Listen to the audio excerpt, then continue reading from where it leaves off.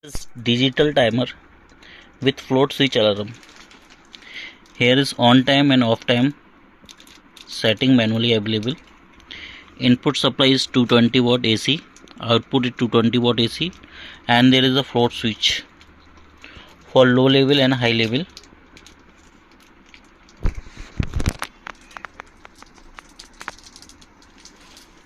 This create the buzzer alarm on the low level indication.